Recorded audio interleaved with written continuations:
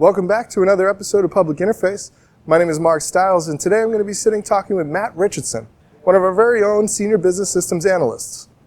He's been working for more than 3 years in Sitecore, rebuilding and redesigning with personalization in mind. He's been a speaker at the HCIC, which is a healthcare internet conference, and he's a prolific writer on our very own Valier blog. Today we're going to be talking about the value of personalizing your website. But if this is your first time, go on and subscribe to our channel. We have interesting topics like this all the time, and you don't want to miss any of the future discussions we have.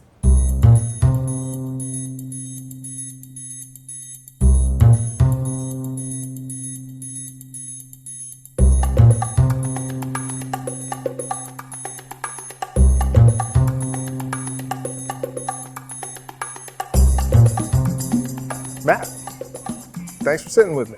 Mark, thanks for having me. So let's just jump right in. When you're dealing with clients, what are some of the most common things that they ask you for about personalization? Yeah, some of the most common questions that we get from clients is really around the thought work that goes into personalization. Many of the clients can dig into the system and really start to figure out the nuts and bolts, but they tend to struggle when it comes to how should I think about this, right? And why, when, where should I use this on the site in order to see significant impact. And it's a complicated topic. You know, I've seen a lot of clients, they don't really use it at all. What are some of the common roadblocks that are in their way to getting it implemented? To get a good result from personalization, it takes some time. You have to gather data and then use that data to enhance the website and the experience for the users on it. But additionally, getting internal buy-in from teams in your business to put money, time, and effort behind it can often be a struggle for businesses. We've had to work with clients before to help with basically internal pitch materials so that they can go to their stakeholders and convince them that this is a route they should be taking. Right. So as good partners, what we want to have our clients have a good experience in getting this started and getting into it. What are some of the things that you would recommend that a client know before they get involved so that they get up and running and have a really great experience? You're definitely going to want to know what your communications team or your marketing team's primary goals are in and off the website, but specifically around the website, and actually spend some time digging into those and what those mean, what those major conversions are on the website.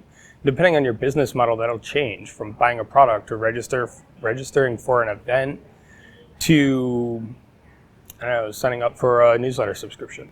We're largely building websites to implement personalization on, but these aren't the only systems that are involved. What are some of the things that clients need to know about? And the website is only one channel in your overall marketing strategy, right? We talk to, in this day and age, clients on multiple different channels, whether it's through Facebook and Twitter or whether it's through billboards and newspaper ads. And they're really all part of the overall marketing strategy, the website being only a small part of that. If you spend a lot of time and money redesigning a website and personalizing it to the ends of the world, but you don't actually get anybody to visit your website, it doesn't do you any good. So those other marketing channels, which are really meant to kind of drive traffic there, are really important to focus on too. You want to be able to have one kind of place where you do all this work. You want them to be integrated well.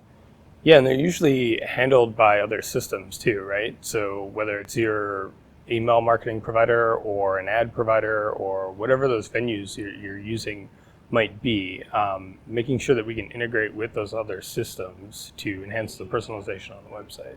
Really make it sing. Yeah, you want that cohesive kind of marketing communication strategy across all of the channels whenever possible. So there's another interesting conversation that's happening around ethics. You know, I read a lot about the ways we track people and the types of information we track and how we let them opt out. What's a good set of rules around building something that's kind of ethical and has a good sense of personalization versus something that's a little intrusive? Where that line is drawn can differ from individual to individual, but we find that by and large you can hit a really good place with that if your primary focus is consistently trying to help that individual. If you take it too far, it can definitely start to get weird and creepy. But as long as your end goal really is to enhance their experience and to make that as seamless as possible, right? To help them do the things that they already want to do, you usually wind up in a really good place. First, do no harm. All right. All right, that pretty much wraps it up. Thank you for taking the time out of your busy day to sit with me and answer some questions. Yeah, happy to talk about it anytime. So that wraps up our episode today. Thank you for watching. And if you're interested in getting in on some of the other interesting topics that we discuss, follow us on Twitter, subscribe to our YouTube channel, or even come and read some of the things that we're writing on our Velir blog online at velir.com. Thank you.